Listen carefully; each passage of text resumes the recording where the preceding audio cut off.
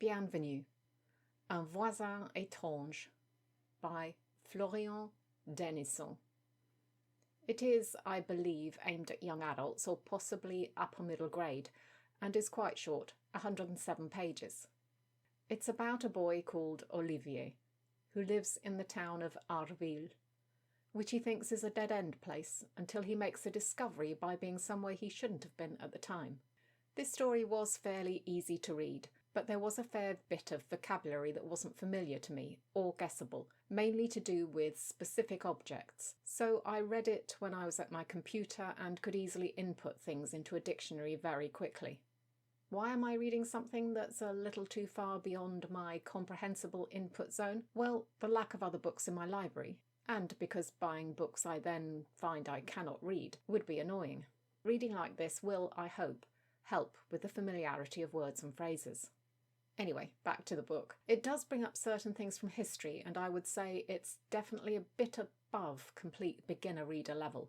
Here's a couple of paragraphs from the beginning of chapter 1, so you can gauge for yourself if it's a book for you, with, once again, my reading type translation.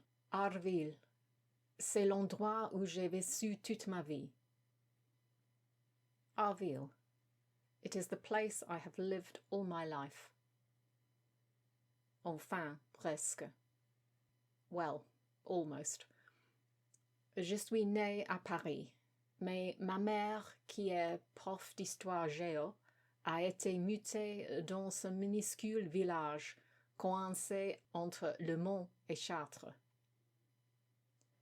I was born in Paris, but my mother, who is a professor of history, I'm not quite sure what histoire géo is, but maybe history and geography, was moved to this small village, which is, I think that's between Le Mans and Chartres. Franchement, je n'y habitais pas. Je ne saurais même pas situer ces deux villes sur une carte de France.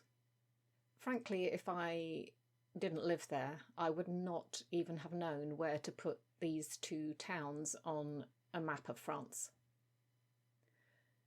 Arville, un peu moins de 10 km². Arville, a little less than 10 square kilometres. C'est tout petit.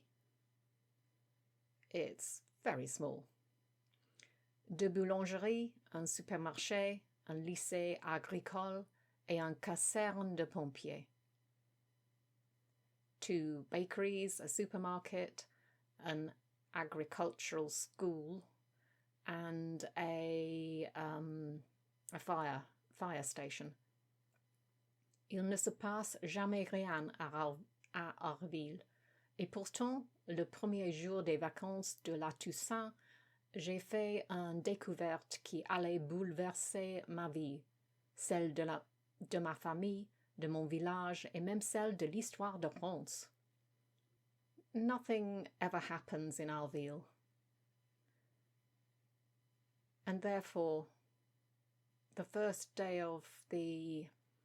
now that was the Saints' holiday, I think. I looked that up at the time. I discovered something that was going to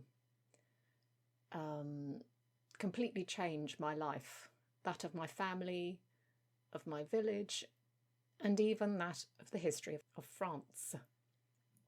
Okay, there were a few things there that I didn't quite get, and I didn't actually look up when I was reading, because I could get the sense of it, which is all I'm trying to do. So that's your sample of Un voisin étrange.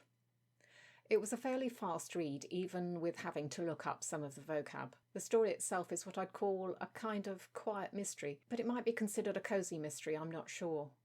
I have no idea what I'll be reading next. I think all the other books in the library are meant for adults. That might be a stretch too far, en ce moment. Oh, and one strange thing I learnt. A walkie-talkie in French is a talkie-walkie. Bizarre. À bientôt.